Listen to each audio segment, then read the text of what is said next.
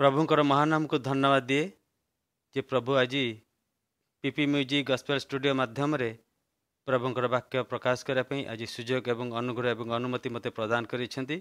मुझे सर्वप्रथम सेनाधिपति सदाप्रभु को महानाम को उच्चीकृत करुअछि।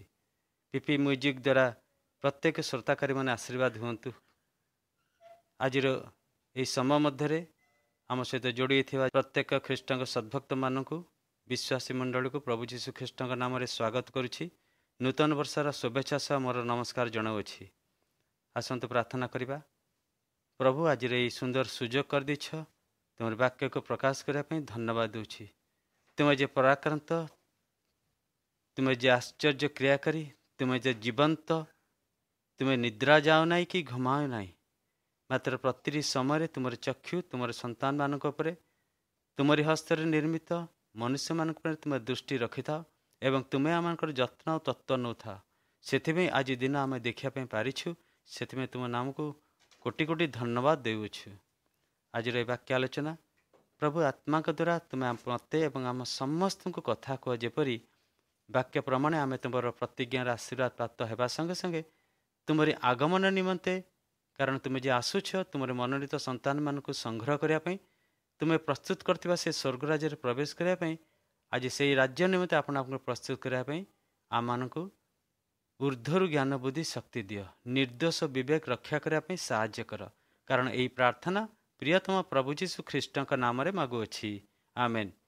मु पुणी थे प्रभु जीशु ख्रीष्ट नाम रे आपण मानक स्वागत करुअछि। आज जो शास्त्रांश नि रचक दाऊद जहाँकि गीत संगीता तार 8 पर्व 1 पदरे प्रकाश करछंती। हे सदा प्रभु आंभ मानकर प्रभु, पृथ्वी रे तुम्भर नाम किपरि महिमान्वित। कारण आकाशमंडल तुमर गौरव रचना प्रकाश करे। कारण आकाशमंडल पर तुम्हें आपना गौरव प्रकाश करियछ। तुम्हें दिनक दिन आमानकर भार बहन करछ। मुझे सर्वांतकरण तुमर धन्यवाद करी और तुमर नाम को उच्चीकृत करी, तुमर गौरव करी। पुणी तुम्हें आमानकर अनुसंधान करिछ, तुम्हें मोर बा आमर तत्व संधान करिछ। पुणी आमानक प्राण को जीवदशार तुम रखिछ। गीत संहिता 65 पर्व 9 पदरे दाऊद कहते से आम प्राण को जीवदशा रखती और आम मान चरण को विचलित होगा दियंती नहीं। से सदा सर्वदा आमर जत्न नियंती। कारण गीत संहिता 33 अध्याय लिखा जाए जे से निद्रा जाती नहीं किए बा घुमाती नहीं, मात्र तांको निवास स्थान स्वर्गरु प्रतिटी मनुष्य को से निरीक्षण करथांती। प्रत्येक मनुष्य संतान पर तांकर चक्षु निविष्ट थाए। से आमानकर जत्न आ तत्व नियंती, सी आमानकर अनुसंधान करती। से बेलाप 3 अध्याय 22 पद लिखा जाए जे तांकर विविध दया हेतु आम्भे माने आज विनष्ट होई नौ। कारण तांकर करुणा अनंत काल स्थायी। तांकर करुणा केबे हेले शेष हुए नहीं।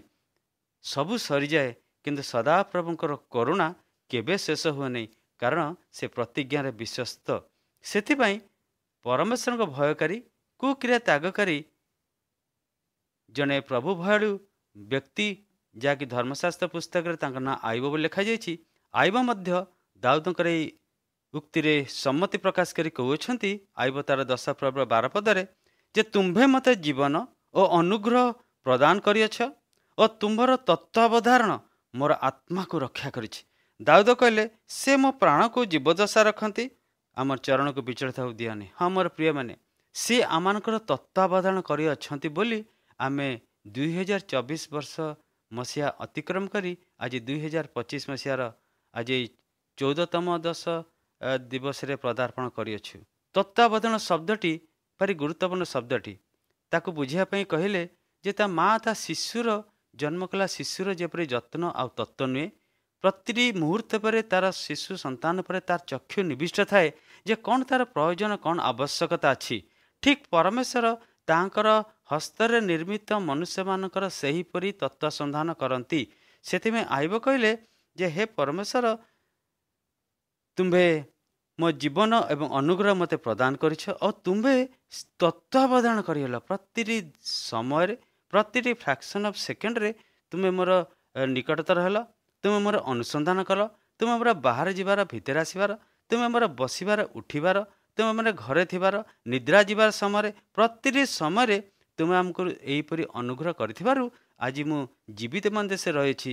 ଏହାଦ୍ୱାରା ତୁମେ ମୋର ଆତ୍ମାକୁ ଆଜି ରକ୍ଷା କରିଛ। ହଁ ମୋର ପ୍ରିୟମାନେ, ଦାଉଦ ସେଥିପାଇଁ କହିଲେ ଯେ ସେ ତାଙ୍କର ଚକ୍ଷୁ ତାଙ୍କ ନିବାସ ସ୍ଥାନରୁ ସ୍ୱର୍ଗରୁ ପ୍ରତିଟି ମନୁଷ୍ୟକୁ ସେ ଦେଖୁଥାନ୍ତି। ଆମେ ଯେଉଁ ପରମେଶ୍ୱରଙ୍କୁ ଆଜି ସେବା କରୁଛୁ ସେଇ ପରମେଶ୍ୱର ଦେଖିବା ପରମେଶ୍ୱର, ଯେଉଁ ପରମେଶ୍ୱର ଦେଖନ୍ତି ତାଙ୍କର ସନ୍ତାନମାନେ ଯେତେବେଳେ ତାଙ୍କୁ ଡାକନ୍ତି ଆଉ କାକୁତି କରନ୍ତି, ବିନତି କରନ୍ତି, ପ୍ରାର୍ଥନାରେ ପ୍ରବୃତ୍ତ ହୁଅନ୍ତି, ଆଣ୍ଠୁ ଭାଗନ୍ତି, ସେତେବେଳେ ସେ ଶୁଣିପାରନ୍ତି। କାରଣ ସିଏ ଆମକୁ ସୃଷ୍ଟି କରିଛନ୍ତି, ସେ ଆମକୁ ଦେଖିପାରନ୍ତି, ସେ ଆମକୁ ଶୁଣିପାରନ୍ତି।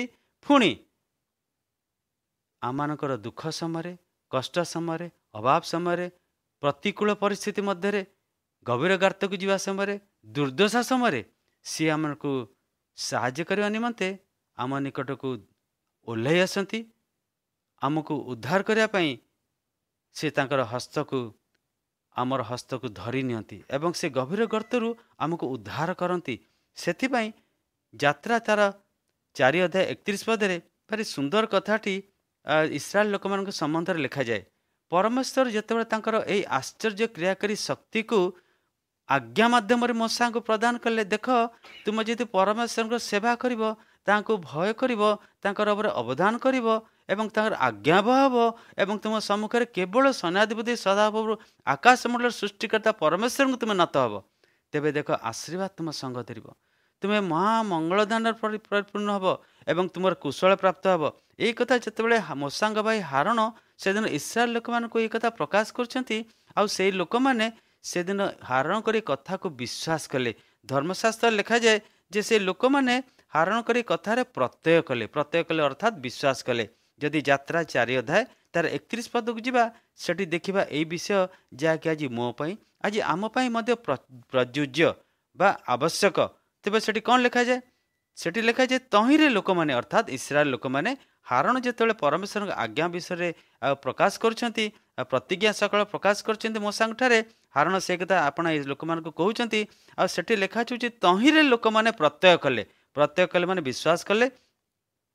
ପୁଣି ସଦାପ୍ରଭୁ ଇସ୍ରାଏଲ ସନ୍ତାନଗଣର ତତ୍ତ୍ୱାବଧାନ କରି, ସେଠି ବି ସେଇ କଥା ଲେଖାଯାଉଛି ତତ୍ତ୍ୱାବଧାନ। ମୋର ପ୍ରିୟମାନେ, ଆମର ପରମେଶ୍ୱର ତାଙ୍କର ସନ୍ତାନମାନଙ୍କୁ ତତ୍ତ୍ୱାବଧାନ କରୁଥାନ୍ତି, ଅର୍ଥାତ୍ ପ୍ରତିଟି ସମୟରେ ତାଙ୍କର ଯତ୍ନ ନେଉଥାନ୍ତି, ସୁରକ୍ଷାର ବାଡ଼ ଭିତରେ ରକ୍ଷା କରୁଥାନ୍ତି। ସେମାନଙ୍କର କ'ଣ ଆବଶ୍ୟକ ସେ ତା ଅନୁସନ୍ଧାନ କରି ଆଶୀର୍ବାଦ ହସ୍ତ ରଖିଥାନ୍ତି। କାରଣ ସମସ୍ତ ମନୁଷ୍ୟ ହେଉଛନ୍ତି ପରମେଶ୍ୱରଙ୍କ ହସ୍ତକୃତ ରଚନା। ସେ ସମସ୍ତ ସୃଷ୍ଟିକୁ ଆଜ୍ଞା ମାତ୍ରକେ ସୃଷ୍ଟି କଲେ, ମାତ୍ର ମନୁଷ୍ୟକୁ ତାଙ୍କର ହସ୍ତରେ ନିର୍ମାଣ କରି ତାଙ୍କର ଫୁଙ୍କ ଦେଲେ, ଆଉ ସେଇ ଫୁଙ୍କ ହେଉଛି ମନୁଷ୍ୟ ପାଇଥିବା ସେ ଆତ୍ମା। ସେଥିପାଇଁ ସମସ୍ତ ସୃଷ୍ଟି ଭିତରେ ମନୁଷ୍ୟ ହେଉଛି ଶ୍ରେଷ୍ଠ। ସେଥିପାଇଁ ପରମେଶ୍ୱର ଏହି ମନୁଷ୍ୟକୁ ତତ୍ତ୍ୱାବଧାନ କରନ୍ତି। ସେ କଥା ଲେଖାଯାଉଛି ତହିଁରେ ଲୋକମାନେ ପ୍ରତ୍ୟୟ କଲେ ବା ବିଶ୍ୱାସ କଲେ। ପୁଣି ସଦାପ୍ରଭୁ ଇସ୍ରାଏଲ ସନ୍ତାନଗଣର ତତ୍ତ୍ୱାବଧାନ କରି ସେମାନଙ୍କର ଦୁଃଖ ଦେଖିଅଛନ୍ତି। ପ୍ରଥମେ ଇସ୍ରାଏଲ ଲୋକମାନେ ଏଇ କଥା ବିଶ୍ୱାସ କଲେ ଯେ ସେ ବା ପରମେଶ୍ୱର ଆପଣାର ଲୋକମାନେ ଯେତେବେଳେ କଷ୍ଟରେ ଥାନ୍ତି, ଦୁଃଖରେ ଥାନ୍ତି, ଅଭାବରେ ଥାନ୍ତି, ପୀଡ଼ା ମଧ୍ୟରେ ଥାନ୍ତି, ଦୁର୍ଦ୍ଦଶା ସମୟରେ ଥାନ୍ତି, ଏହି ପ୍ରକାର ଦୁଃଖକୁ ପରମେଶ୍ୱର ଦେଖିପାରନ୍ତି, କାରଣ ସେ ଦେଖିଅଛନ୍ତି। ପୁଣି ଦେଖନ୍ତୁ ଲେଖାଯାଇଛି, ଏହା ବୁଝି ସେମାନେ ତାହାଙ୍କୁ ପ୍ରଣାମ କରିବା ପାଇଁ ଭଜନା କଲେ। ଏହା ଯେତେବେଳେ ସେମାନେ ଜ୍ଞାତ ହେଲେ ଯେ ଆମମାନଙ୍କର ପରମେଶ୍ୱର ଆମମାନଙ୍କ ପରେ ତାଙ୍କର ଚକ୍ଷୁ ରଖିଛନ୍ତି, ସେତେବେଳେ ସେ ତାଙ୍କୁ ପ୍ରଣାମ କରି ତାଙ୍କର ପରମେଶ୍ୱରଙ୍କର ଭଜନା କଲେ, କାରଣ ସେ ସେମାନଙ୍କର ଅବସ୍ଥା ଜାଣିଲେ। ସେଥିପାଇଁ ଯାତ୍ରା 3 ତାର 7-8 ଲେଖାଯାଏ, ଅନନ୍ତର ସଦାପ୍ରଭୁ କହିଲେ, ଆମ୍ଭେ ମିଶର ଦେଶସ୍ଥିତ ଆପଣା ଲୋକମାନଙ୍କର କ୍ଲେଶ ନିତାନ୍ତ ଦେଖିଅଛୁ। ମୋର ପ୍ରିୟମାନେ, ଆମେ ଯେଉଁ ପରମେଶ୍ୱର ନିକଟକୁ ଯେ ଆସିଅଛୁ, ସେ ଆମମାନଙ୍କର ଦୁଃଖ, କଷ୍ଟ, କ୍ଲେଶ, ସମସ୍ୟାକୁ ଦେଖିପାରନ୍ତି। ସେଦିନ ଇସ୍ରାଏଲ ମାନଙ୍କର ଦେଖିଥିଲେ, ଆଜି ଆମମାନଙ୍କର ବି ସେ ଦେଖୁଅଛନ୍ତି। ଏହାକୁ ମୋତେ ଆଜି ବିଶ୍ୱାସ କରିବା ପାଇଁ ପଡ଼ିବ। ଦ୍ୱିତୀୟକୁ ଯିବା, ସିଏ ଆମମାନଙ୍କର କ୍ଲେଶ ଦେଖିପାରନ୍ତି, କାରଣ ଶାସ୍ତ୍ର ଲେଖାଯାଏ ସେଦିନ ଲୋକମାନେ କହିଲେ ଯେ ଦେଶସ୍ଥିତ ଆପଣା ଲୋକମାନଙ୍କର କ୍ଲେଶ ନିତାନ୍ତ ଦେଖିଅଛୁ। କିଏ କହୁଛନ୍ତି ନା ସଦାପ୍ରଭୁ କହୁଛନ୍ତି। ଓ କାର୍ଯ୍ୟଶାସକମାନଙ୍କ ଲାଗି ସେମାନଙ୍କ ରୋଦନ ଶୁଣିଛୁ, अर्थात तत्कालीन समाज शासनकर्ता बा मिस्र देशर जो राजा फारो सेदिन इस्राएल लोक मानक जो प्रकार आ कष्ट मध्य जो प्रकार सब कठिन आदेश दौले से कठिन आदेश समय इस्राएल लोक मैंने अनेक समय रोदन करते विलाप करते कारण यह से प्रति अति असह्य होता कष्टदायक होता या संभाली पारि नथिले से शास्त्र लिखा जाए जे से आपणा लोक मानकर क्लेश आम नितांत देखिअछु और शासक मानक लगी से रोदन शुणिअछु। मोर प्रिय माने आमानकर परमेश्वर आमान क्लेश को देखिपारती आमानकर जंत्रणा पीड़ा एवं आमानकर रोदन क्रंदन को लुह को से शुणी पारती। पुणी कौन अच्छा परमेश्वर कहते से यात्रा 3:7-8 आम्भे सेमानकर जंत्रणा जानिअछु। मोर प्रिय माने से आपण मानकर आ मोर समस्त जंत्रणा कष्ट दुर्दशा या को जानी पारती से जे केवल देखी पारती से जे केवल शुणी पारती से जे केवल जानी पारती ताहा नुहे मात्र जो परमेश्वर देखी पारती शुणी पारती पुणी जानी पारती। देखंतु कौन लिखा जाए यात्रा 3:8 एहेतुरु मिस्र लोक मानक हस्तरु अर्थात से शासनकर्ता मान हस्तरु से भयंकर लोक मान हस्तरु से मान को उद्धार करने पाई दुग्ध मधु प्रवाही देश को से नहीं जावाई आमे ओह्लाई आसिलु। मोर प्रिय माने दुग्ध मधु प्रवाही देश होची परमेश्वर सेदिन मूसा को प्रतिज्ञा करथिले आमे लोक माननकु ए मिस्र राजा फारों ठारू ए कष्टदायक जंत्रणादायक स्थान उद्धार करबा एवं से एपरी गोटे स्थान को नहीं जिबा जोठी की देश होची दुग्ध मधु प्रवाही अर्थात से स्थान रे एक सुंदर मनोरम आशीर्वाद स्थान हम जोटि की खाद्यर अन्य कौन विषय अभाव हेब नहीं आको नाम दिगला दुग्ध मधु प्रवाही देश। सेथिपाई परमेश्वर कहले जे आम्भे आपणा लोक मानकर रोदन देखिअछु सेमानकर कष्ट को देखिअछु रोदन शुणिअछु सेमानकर जंत्रणा जानिअछु पुणी सेमानकु उद्धार करिया पई सेमानक निकट को ओह्लाई आसिलु। यह कह आज ये वाक्य आज प्रकाश कर अर्थ होची जो परमेश्वर इस्राएल मानक संगरे थिले सेही परमेश्वर आज मो संगरे अछंती कारण से आद्ୟରେ जेपरि थिले आज सेहीपरि पृथ्वीर प्रांत मध्य भी से प्रकार थिबे ताहांकर परिवर्तन नाही आ से सबु स्थान रे विद्यमान हेबा परमेश्वर। सेथिबे से आज आमको जणाउछंती जे आमानकर जदि कौनसी दुखदायक अवस्था थाए क्लेशदायक अवस्था थाए जंत्रणा थाए पीड़ा थाए असुस्थता थाए रोदन थाए विलाप थाए क्रंदन थाए ताल हे मोर प्रिय माने हे मोर दर्शक बंधु माने परमेश्वर सद्भक्त माने आज परमेश्वर वाक्य कहूँ मु कहूनी जे से मोर से आज आमानकर दुख को कष्ट को जंत्रणा को पीड़ा को अभाव को नाना प्रकार दुखदायक अवस्था को देखि पारि से जानी पारि से श्रवण करि पारि पुणी से आज वाक्य माध्यम आज आम समस्त को कहते जे आम्भे मध्य तुमको उद्धार करने ओह्लाई आसिबा आमे तुम निकट को उद्धार करने ओह्लाई आसिबा। से प्रथम वंशावली 16:29 पद लिखा जाए जे सदा प्रभुंक नामर यथचित्त गौरव कर नैवेद्य आण और ताहाक छामु को आस। सबुठ गुरुतर प्रसंग होची जे आमे माने किपरि ताहाक छामु को आसिबा जदि आम मैंने छामु को आसिबा तबे निश्चय से आमको उद्धार करने आमर निकटर हेबे कारण दाऊद कहले जे प्रभु कारण से जे केते मंगलमय और ताहांकर दया अनंत काल स्थायी। हाँ मोर प्रिय माने ताहांकर करुणा केबे शेष हुएनी एवं ताहार दया भी केबे शेष हुएनी कारण शास्त्र लिखा जाए दाऊद कहले ताहांकर दया अनंत काल स्थायी।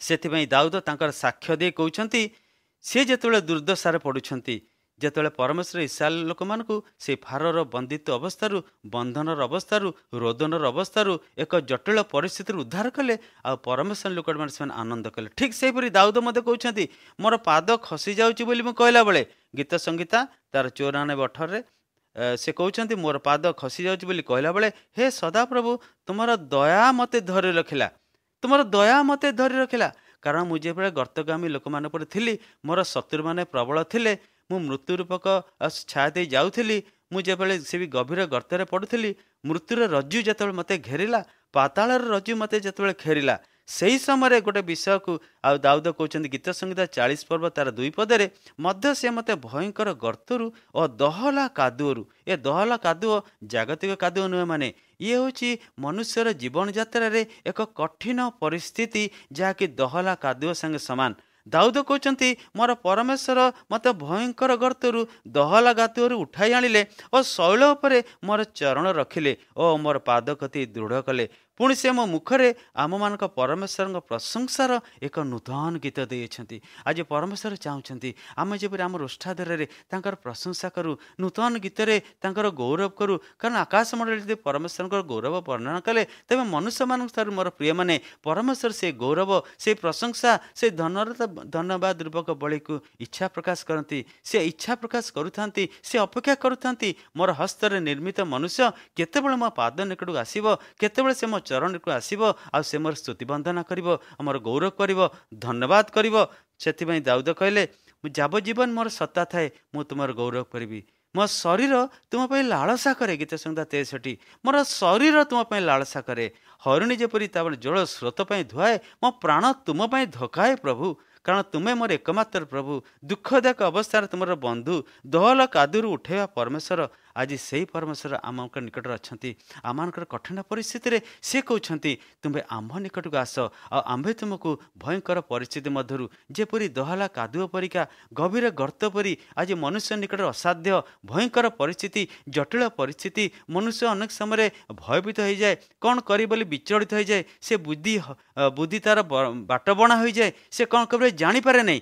ଏହାକୁ ଜ୍ଞାତ ନ ହୋଇ ଆଜି ଅନେକ ମନୁଷ୍ୟ ଅବାଟରେ ଯାଇଛନ୍ତି, ଅନେକ ମନୁଷ୍ୟ ଆଜି ନିଜର ଜୀବନକୁ ହରାଇ ଦେଉଛନ୍ତି। କିନ୍ତୁ ହେ ମୋର ପ୍ରିୟମାନେ, ଆଜି ପରମେଶ୍ୱରଙ୍କ ବାକ୍ୟ କହେ ତୁମେ ଯଦି ମୋ ନିକଟକୁ ଆସିବ, ତୁମେ ଯଦି ମୋ ନିକଟରେ ପ୍ରତ୍ୟୟ କରିବ, ତୁମେ ଯଦି ମୋ ନିକଟରେ ଆପଣ ବେଦୀ ସଜାଡ଼ିବ, ତୁମେ ଯଦି ମୋ ନିକଟରେ ବିଶ୍ୱାସ ରଖିବ, ପ୍ରାର୍ଥନା ରୂପକ ବେଦୀ ସଜାଡ଼ିବ, ତେବେ ମୁଁ ମଧ୍ୟ ତୁମକୁ ସେ ଅନ୍ଧକାରର ଗୁପ୍ତ ଗହ୍ୱର ମଧ୍ୟରୁ ଉଠାଇବାକୁ ସକ୍ଷମ ଅଟେ। ସେଥିପାଇଁ ଯୋହନ ପୁସ୍ତକରେ ଭାରି ସୁନ୍ଦର ଲେଖାଯାଏ ଯେ ପରମେଶ୍ୱର ଜଗତକୁ ପ୍ରେମ କଲେ ଏବଂ ସେ ଏପରି ପ୍ରେମ କଲେ ଯେ ଆପଣର ମନୁଷ୍ୟ ପୁତ୍ରଙ୍କୁ ପଠାଇଲେ। ଯେଉଁ ମନୁଷ୍ୟ ପୁତ୍ର ଯାହାକି ତାଙ୍କର ପୁତ୍ର ଯୀଶୁଙ୍କ ସମ୍ବନ୍ଧରେ ଲେଖାଯାଏ ଯେ ସେ ଜଗତକୁ ବିନାଶ କରିବା ପାଇଁ ନ ଆସି ତାଙ୍କ ଦ୍ୱାରା ଜଗତ ଯେପରି ପାପର ଦଣ୍ଡରୁ ରଖାଯାଏ, ତା ପାପର ଦଣ୍ଡ ରୂପକ ସେ ମୃତ୍ୟୁର ଗହ୍ୱରରୁ ରକ୍ଷା ପାଇଁ ସେଥି ନିମନ୍ତେ ସେ ଆସିଲେ ଏବଂ ସେ ଆମକୁ ସେ ପାପର ଦଣ୍ଡ, ପାପର ବ୍ୟବସ୍ଥାରୁ ମୁକ୍ତ କଲେ। ଏବଂ ସେ ଆମକୁ ପାଉଲ କହିଲେ ଅନ୍ଧକାରର କ୍ଷମତାରୁ ତାଙ୍କର ପ୍ରେମମୟ ପୁତ୍ରଙ୍କ ସ୍ଥାନ ମଧ୍ୟକୁ ସ୍ଥାନାନ୍ତରିତ କରିଅଛନ୍ତି ଏବଂ ତାହାଙ୍କ ଦ୍ୱାରା ଆମ୍ଭେମାନେ ମୁକ୍ତି ଓ ପାପ କ୍ଷମା ପାଇଅଛୁ। ତାହାଙ୍କ ଦ୍ୱାରା ଏହି ପୃଥିବୀରେ ସାରା ଜଗତରେ ଆଉ କୌଣସି ନାମ ଦିଆଯାଇନି ଯାହାଙ୍କ ନାମ ଯୀଶୁ ବୋଲି ସେଦିନ ଯୀଶୁଙ୍କର ମାତା ମରିୟମକୁ ସ୍ୱର୍ଗଦୂତ କହିଥିଲେ ଯେ ତୁମେ ତାଙ୍କ ନାମ ଯୀଶୁ ଦେବ। କାହିଁକି? କାରଣ ସେ ସର୍ବତ୍ର ଜଗତର ଲୋକମାନଙ୍କୁ ତାହା ମନୁଷ୍ୟର ପାପକୃତ ଅବସ୍ଥାରୁ, ଦଣ୍ଡଦାୟକ ଅବସ୍ଥାରୁ ଏବଂ ଅନନ୍ତକାଳର ମୃତ୍ୟୁରୁ ସେ ରକ୍ଷା କରିବେ। କାରଣ ତାଙ୍କଠାରେ ପାପ କ୍ଷମାକାରୀ ଶକ୍ତି ଅଛି। ସେଥିପାଇଁ ପାଉଲ କହିଲେ ତାହାଙ୍କଠାରେ ଆମେ ପାପ କ୍ଷମା ପାଇଅଛୁ ଓ ତାହାଙ୍କଠାରେ ଆମେ ମୁକ୍ତି ପ୍ରାପ୍ତ ହୋଇଛୁ ଏବଂ ଆମେ ସମସ୍ତେ ସେଇ ସ୍ୱର୍ଗ ରାଜ୍ୟର ପ୍ରଜା। ଆମକୁ ସେ ପ୍ରଜାସତ୍ୱର ଅଧିକାର ଦେଇଛନ୍ତି ଓ ପବିତ୍ର ରାଜକୀୟ ଯାଜକ ବର୍ଗର ଅଧିକାର ଦେଇଛନ୍ତି। ଏହା ଜଣେ ବିଶ୍ୱାସୀ ଭାବରେ ଆମକୁ ତାହାଙ୍କଠାରେ ବିଶ୍ୱାସ କରିବାର ଆବଶ୍ୟକତା ଅଛି। ସେଥିପାଇଁ ହେ ମୋର ପ୍ରିୟମାନେ, ସିଏ ଆମର ତତ୍ତ୍ୱାବଧାନ କରି ଜୀବନର ଯାତ୍ରାରେ ଜନ୍ମରୁ ଆଜି ପର୍ଯ୍ୟନ୍ତ ସୁରକ୍ଷାର ବଳ ଭିତରେ ରକ୍ଷା କଲେ, ଆମମାନଙ୍କର ତତ୍ତ୍ୱ ସନ୍ଧାନ କଲେ ଏବଂ ପ୍ରତିଟି ଫ୍ରାକ୍ସନ୍ ସେକେଣ୍ଡରେ ସିଏ ଆମମାନଙ୍କର ଅନୁସନ୍ଧାନ କରି 2024 ବର୍ଷ ଅତିକ୍ରମ କରି ଏକ ନୂତନ ବର୍ଷରେ ଆମକୁ ପଦାର୍ପଣ କରିବା ପାଇଁ ସୁଯୋଗ ଦେଇ ସିଏ ଆଜି ଆମକୁ କହୁଛନ୍ତି, ଯାହାକି ରୋମୀ ମଣ୍ଡଳକୁ ପାଉଲ କଲେ ଯେ ତୁମେମାନେ ଆପଣା ମନର ନୂତନୀକରଣ ଦ୍ୱାରା ପରିବର୍ତ୍ତିତ ହୁଅ। କ'ଣ ସେ ବିଷୟଟି? ଆଜ୍ଞା, ଆଜିର ସମାଜ, ଦେଶ ଆଉ ପରିବେଶ ଯଦି ଲକ୍ଷ୍ୟ କରାଯାଏ ଯେ ସବୁ ବିଷୟର ନୂତନ ହେଇଛି। ମନୁଷ୍ୟର ରହିବାର, ତାର ବେଶଭୂଷା, ଭୋଜନପାନ, ଚିନ୍ତାଧାରା, ଦୃଷ୍ଟିକୋଣ ସବୁ କିଛି ନୂତନ ହୋଇଛି। କିନ୍ତୁ ପବିତ୍ର ଧର୍ମଶାସ୍ତ୍ର ବାଇବେଲରେ ଲେଖାଯାଏ କିନ୍ତୁ ତୁମେ ଆପଣ ମନକୁ ନୂତନୀକରଣ କର। ତାର ଅର୍ଥ ହେଉଛି ତୁମର ସେ ପୁରାତନ ମନ୍ଦ ସ୍ୱଭାବ, ଦୁଷ୍କର୍ମ ଏସବୁକୁ ତୁମେ ପରିତ୍ୟାଗ କର ଏବଂ ତୁମେ ସେ ଖ୍ରୀଷ୍ଟଙ୍କର ଯେଉଁ ମନ, ଯାହା ହେଉଛି ଭଦ୍ରତା, ନମ୍ରତା, ମୃଦୁତା, ଆତ୍ମସଂଯମତା, ସହନଶୀଳତା ଏବଂ ପରୋପକାରିତା, ସତ୍କାର୍ଯ୍ୟରେ ପ୍ରବୃତ୍ତି, ଏହି ପ୍ରକାର ନୂତନ ମନକୁ ଧାରଣ କର। ସେଥିପାଇଁ ପାଉଲ କହିଲେ, ତୁମେମାନେ ଯଦି ନୂତନ ସମୟ ମଧ୍ୟକୁ ଆସିଅଛ, 2025 ମସିହା ଆମ ସମସ୍ତଙ୍କ ପାଇଁ ଏକ ନୂତନ ସମୟ। ଏହି ସମୟ ମଧ୍ୟରେ ଆମେ ଯେପରି ପରମେଶ୍ୱରଙ୍କର ଆଶୀର୍ବାଦର ଅଧିକାରୀ ହେଉ, ସେଥିପାଇଁ ପାଉଲ କହୁଛନ୍ତି, ତୁମେ ଆପଣା ମନର ନୂତନୀକରଣ ଦ୍ୱାରା ନୂତନୀକୃତ ହୁଅ ଏବଂ ଅଟଳ ରାଜ୍ୟ ପ୍ରାପ୍ତ ହେବାରୁ, ଯେଉଁ ରାଜ୍ୟ ସେ ଆମମାନଙ୍କ ନିମନ୍ତେ ରଖିଅଛନ୍ତି, ଯେଉଁ ରାଜ୍ୟ ନିମନ୍ତେ ଯୀଶୁ କହିଲେ, ମୁଁ ଯାଉଛି ସ୍ଥାନ ପ୍ରସ୍ତୁତ କରିବା ପାଇଁ ଏବଂ ଶୀଘ୍ର ଆସିବି, ତୁମମାନଙ୍କୁ ନେଇଯିବି।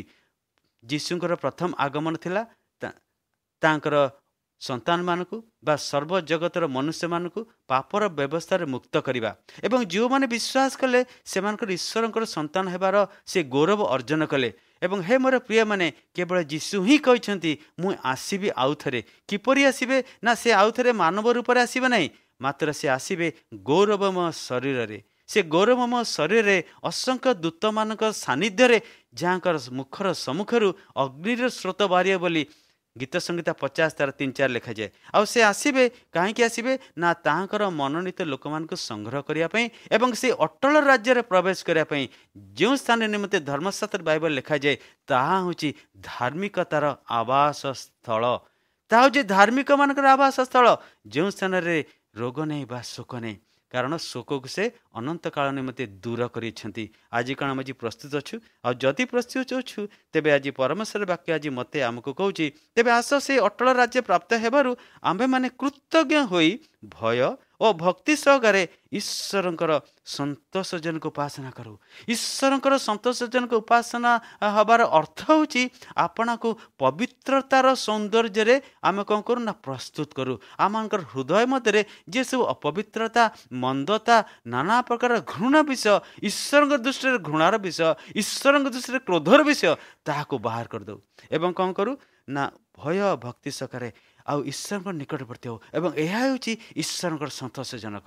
ଆଉ ଯଦି ଆମେ ଏହିପରି ଈଶ୍ୱରଙ୍କର ସନ୍ତୋଷଜନକ ଉପାସନା କରିବା, ତେବେ ସେ କହୁଛନ୍ତି ନିଶ୍ଚୟ ଏହି ବର୍ଷ ବି ଆମମାନଙ୍କ ପାଇଁ, ଆମ ସମସ୍ତ ପାଇଁ କୁଶଳ ପ୍ରାପ୍ତ ହେବ। ଯେପରି ଜିଉସଙ୍କୁ ସେ କହିଲେ, ଜିଉସ 8 ପର୍ବ ଲେଖାଯାଏ ଯେ ଆମେ ମୂଷାଙ୍କ ପରି ତୁମ ସହିତ ଥିବା, ଯାହା ଜିଉସଙ୍କୁ କହିଥିଲେ, ଆଜି ସେଇ କଥା ଆଜି ଆମକୁ ବି କହୁଛନ୍ତି। ଯଦି ଆମେ ତାଙ୍କୁ ଆଜ୍ଞାରେ ବାଧ୍ୟ ହେବା, ଆଜ୍ଞାବହ ହେବା, ତାଙ୍କ ରବରେ ଅବଦାନ କରିବା, ତେବେ ସେ କହୁଛନ୍ତି ଏଇ ବର୍ଷ ବି ତୁମର ଚଲାପଥ କୁଶଳ ହେବ। କାରଣ ଆଜି ଆମେ ଈଶ୍ୱରଙ୍କ ଏ ଆଜ୍ଞାକୁ ପାଳନ କରିବାନି, ଆଜ୍ଞାବହ ହେବାନି। ଆଉ ଯଦି ଆଜ୍ଞାବହ ହେବା, ତେବେ ନିଶ୍ଚୟ ପ୍ରଭୁ ସଦାପ୍ରଭୁ ଆମ ପ୍ରତ୍ୟେକ ଜଣକୁ ଏହି ବର୍ଷ ବି ସେହି ଆଶୀର୍ବାଦ କରିବେ, ଯେଉଁ ପ୍ରଭୁ ବିଗତ ଦିନରେ ଆଶୀର୍ବାଦ କରିଥିଲେ। ପ୍ରଭୁ ଏ ବାକ୍ୟ ଉପରେ ଆମ ସମସ୍ତଙ୍କୁ ଆଶୀର୍ବାଦ କରନ୍ତୁ। ଆମେନ୍। ଆସନ୍ତୁ ପ୍ରାର୍ଥନା କରିବା। ସୈନ୍ୟାଧିପତି ସଦାପ୍ରଭୁ, ତୁମର ବାସସ୍ଥାନ ସ୍ୱର୍ଗ। ତୁମେ ସ୍ୱର୍ଗରୁ ସର୍ବତ ମନୁଷ୍ୟ ସନ୍ତାନମାନଙ୍କୁ ନିରୀକ୍ଷଣ କରିବା ପରମେଶ୍ୱର। ତୁମେ ଆଜି ମୋତେ ଆମକୁ ନିରୀକ୍ଷଣ କରୁଅଛ। ଧର୍ମଶାସ୍ତ୍ର ବାଇବେଲରୁ ଆଜି ଯେଉଁ ବିଷୟ ଆଜି ମୋତେ ଏବଂ ଆମକୁ ତୁମେ ଶିଖାଇଲ, ଏହାଦ୍ୱାରା ତୁମେ ପ୍ରମାଣ ଏବଂ ପ୍ରକାଶ କଲ ଯେ ତୁମେ ଆମକୁ ପ୍ରତିଟି ଅବସ୍ଥାରେ ଦେଖିବା ପରମେଶ୍ୱର। ଆମମାନଙ୍କର ରୋଦନ, କଷ୍ଟ, ଦୁଃଖ, ସମସ୍ୟା, ବୋଝ, ଅସୁସ୍ଥତା, ଦୁର୍ଦ୍ଦଶାକୁ ତୁମେ ଦେଖିପାର, ଶୁଣିପାର, ଜାଣିପାର, ପୁଣି ଉଦ୍ଧାର କରିବା ପାଇଁ ଓହ୍ଲାଇବା ପରମେଶ୍ୱର। ଏବଂ ଯଦି ଆମେ ଏହା ବିଶ୍ୱାସ କରି ତୁମ ନିକଟକୁ ଆସୁ ଏବଂ ତୁମର ହସ୍ତ ଧରିବା ପାଇଁ ଇଚ୍ଛା କରୁ ଏବଂ ତୁମ ଛାମୁକୁ ଆସିବା ପାଇଁ ଯତ୍ନବାନ ହେଉ, ଦାଉଦ ଯେପରି କହିଲେ, ମୋର ଶରୀର ତୁମ ପାଇଁ ଲାଳସା କରେ। ପ୍ରଭୁ ଯୀଶୁ, ଯଦି ଆମ ଶରୀର, ଆମ ପ୍ରାଣ ଯଦି ତୁମକୁ ଆଜି ଲାଳସା କରିବ, ତେବେ ତୁମେ ଆଜି ବାକ୍ୟ ମାଧ୍ୟମରେ କହୁଛ, ଆମେ ତୁମକୁ ଉଦ୍ଧାର କରିବା ପାଇଁ ଓହ୍ଲାଇ ଆସିବା ଏବଂ ଆମେ ତୁମକୁ ଉଦ୍ଧାର କରିବା। ହେ ପ୍ରଭୁ, ଏ ବାକ୍ୟ ଦ୍ୱାରା ତୁମେ ଆମକୁ ସେ ସତ୍ୟ ପରମେଶ୍ୱରଙ୍କ ଆଶ୍ଚର୍ଯ୍ୟ କ୍ରିୟାକାରୀ ଶକ୍ତି ଉପରେ ବିଶ୍ୱାସ କରିବା ପାଇଁ ସାହାଯ୍ୟ କର। ଯେପରି ଏହି ବର୍ଷ ଆମ ପାଇଁ ହୁଏତ ଅଜଣା ଅଛି, ଆମେ ଜାଣିନୁ ଆଗାମୀ ଦିନରେ ମୋ ପାଇଁ କ'ଣ ଅଛି, ଆମ ପାଇଁ କ'ଣ ଅଛି, କିନ୍ତୁ ଆମେ ଏତିକି ଜାଣିଛୁ, ଯେଉଁ ପରମେଶ୍ୱର ବିଗତ ଦିନରେ ମୋର ଏବଂ ଆମମାନଙ୍କର ହାତ ଧରି ଆଜି ଆମକୁ କଢ଼ାଇ ଆଣି ନୂତନ ସମୟ ମଧ୍ୟକୁ ପ୍ରବେଶ କରାଇଲେ, ସେହି ପରମେଶ୍ୱର ଯଦି ମୋ ହାତ ଧରିବେ, ତେବେ ନିତ୍ୟାନ୍ତ ମୋର ପଥ, ଆମମାନଙ୍କର ସମସ୍ତଙ୍କର ପଥ କୁଶଳ ହେବ ଏବଂ ଆମେମାନେ ଆଶୀର୍ବାଦର ଅଧିକାରୀ ହେବା। ପ୍ରଭୁ ଏ ବାକ୍ୟ ଦ୍ୱାରା ଆମକୁ କଥା କହିଛେ ବୋଲି ତୁମମାନଙ୍କୁ ବହୁତ ଧନ୍ୟବାଦ ଦେଉଛୁ। ଧନ୍ୟବାଦ, ପ୍ରଶଂସା, ଗୌରବ, ସମ୍ଭ୍ରମ ଯୁଗେ ଯୁଗେ ସ୍ୱର୍ଗସ୍ଥ ପରମେଶ୍ୱରଙ୍କର କେବଳ ହେଉ। ସମସ୍ତ ପ୍ରାର୍ଥନା ଶୁଣିଅଛେ ବୋଲି ଧନ୍ୟବାଦ ଦେଇ ଏହି ପ୍ରାର୍ଥନା ପ୍ରିୟତମ ପ୍ରଭୁ ଯୀଶୁ ଖ୍ରୀଷ୍ଟଙ୍କ ମଧୁମୟ ନାମରେ ପ୍ରକାଶ କରୁଅଛି। ଆମେନ୍। Hello everyone, PP Music Gospel Studio invites you all in the world of gospel music. Subscribe PP Music Songs YouTube.